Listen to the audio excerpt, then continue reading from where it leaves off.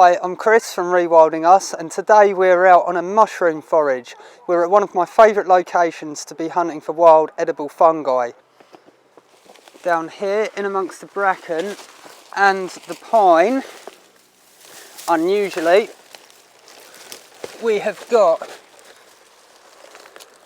chanterelles. And I'm not going to be picking many of these today because I've already got quite a lot in storage from this wet summer we've had, so there's no real need for me to pick them, but I'll probably pop a couple in my basket. Look what Hazel found. Yeah. Those are bovine boletes. That looks like that's a grisette. That's what I was thinking. Yeah, you found a grisette. Can you show us that on the base, what you're peeling off? Skin type stuff. So that's the universal veil, the egg sac that it's grown out of. And then it's got a stem. What colour are its gills? White. Do you right, Max? It's a baby slug. A baby slug eating it. It's a baby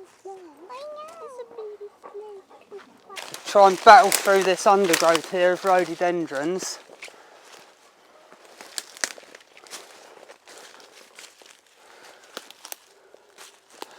Okay, down here there's a little russula by the looks of it.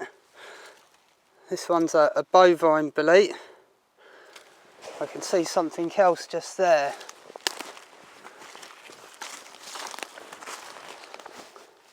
Got some chanterelles here as well.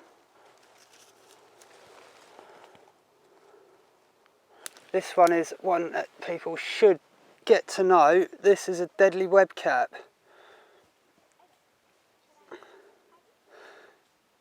That's a deadly webcap. These ones, as the name suggests, are pretty poisonous. The girls have just found two really great fungi, and if you turn them around, Daisy and Hazel, so we can see the underside.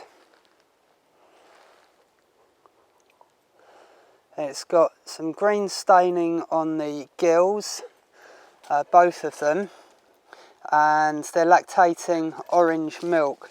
These are milk caps, they're in the milk cap genus. If you turn them up the other way, Daisy, show us the cap. Just bring that down a tad.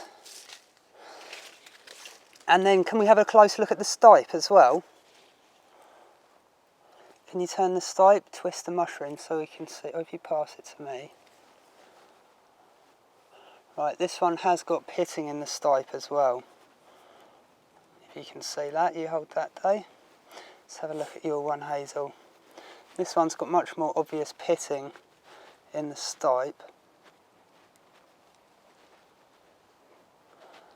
These are saffron milk caps, one of the species we've come here to look for today.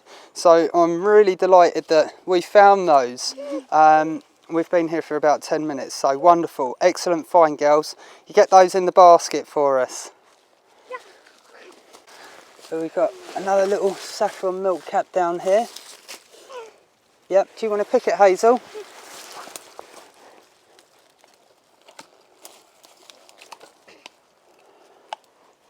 Fantastic. Down here we have got a porcelain fungus. Another edible, but I don't rate them myself. This one here, which I suspect to be a poison pie. And as the name suggests, this grouping, they're all poisonous. Poison pies. And these ones are birch knights, just another group that I tend not to bother with, not too great with my IDs on. The tricholomas, so it's potentially a birch knight. So we've got a baby Amanita muscaria, baby fly agaric. So that's stunning. I'm going to leave that to grow out, and I'll probably come back and collect this in a couple of days. And this one I suspect to be a baby hedgehog mushroom. Yeah, maybe we can see when the camera zooms underneath. This is a baby wood hedgehog. There's another one right next to it. Oh, they're lovely. Daisy's found a suede bolete.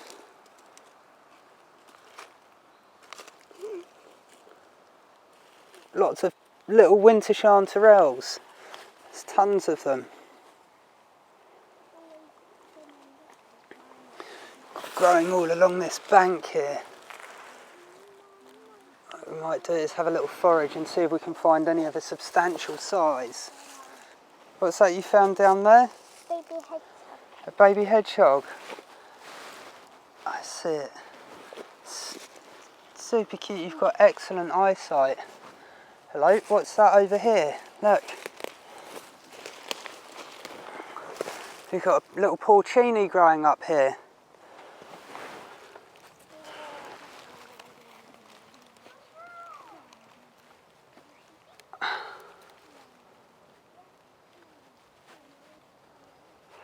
We could do with a few more of these today. That would be good.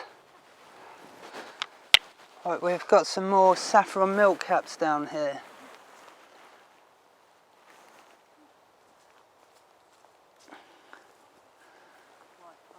I'll leave these to grow a little bit before I pick them. I've got another amanita here. I'm going to pick this one. It looks like a grey spotted from above. So what I'm looking at is on the ring to make sure it's striate. It's got little lines on the ring which separates it from the panther cap. And this one's a grey spotted. And then next to it, the one we picked earlier, this one here that Daisy picked, is certainly a blusher. You see the red staining? It's the only amanita that stains red like this. So this one's certainly a blusher. We've just hit a really good patch of winter chanterelles. They're a little bit small.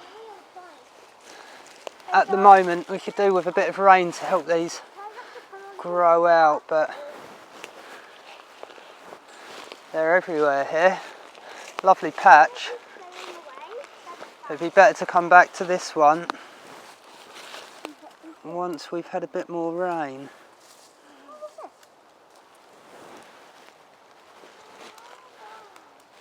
We might find some that are in harvestable condition. These ones here are sometimes called yellowfoot. Some brown birch boletes. This one's been munched and toppled over.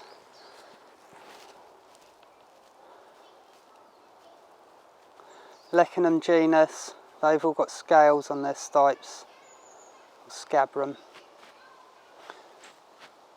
I won't really bother with these usually. I just leave them as they are. They're quite hard to find when they're in the right condition to eat. You want them so they're really firm and they go off quite quickly. This one's too soft. For me anyway, I prefer the firmer textured fungi. We've got a nice cauliflower fungus here with this pine tree. They grow with pines. Usually I find them with dead pines. This one's still alive at the moment, so it might be on its way out. But that is a star find today. Really happy with that. I'm going to be taking some home.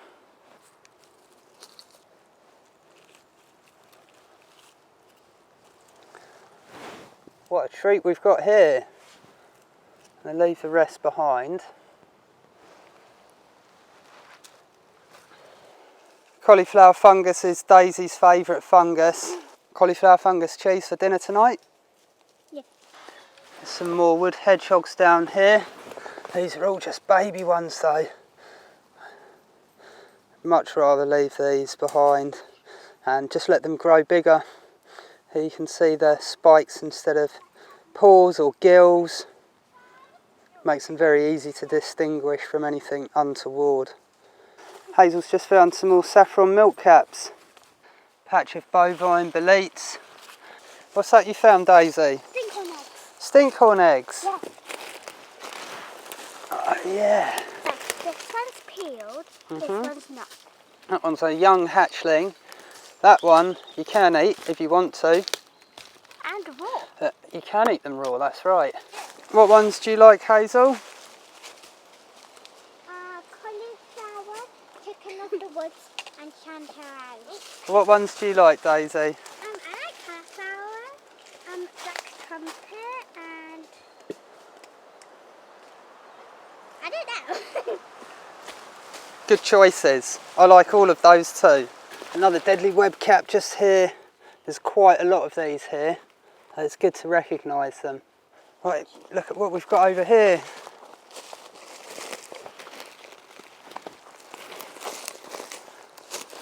Some porcini.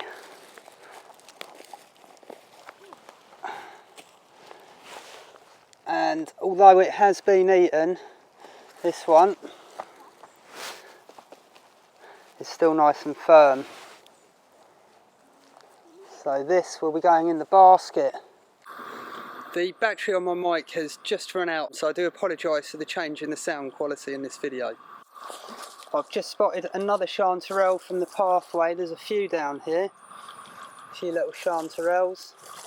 This one's a reasonable size, so I'll bring this one back.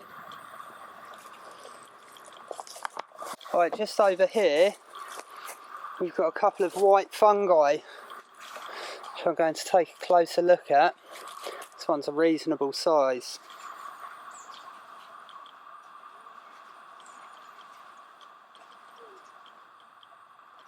But when you find white fungi like this one here, you need to pay closer attention to them. This one here, I'm going to run through the ID process of, once I've removed the stuff from the bottom of the stipe. The stipe can be an important feature on a fungi, so only remove the bottom of the stipe if you know what the fungi is. These white fungi here, they're always very tricky to ID, and this one's no exception. I have a suspicion of what it is. I won't know that for sure until I've gone through the ID process. So I'm looking at the cap, and the cap's white. It's pretty round on this one. So underneath it's got quite crowded gills which are decurrent down the stipe. They're slightly off colour, they've got a little pink tinge to them. And if I give it a sniff, this one smells strongly farinaceous, so it smells doughy. Now I've run through that process, I know that this is the miller, and the miller is in the group the Clitopilus. It's the genus. I think there's 2 species in that grouping.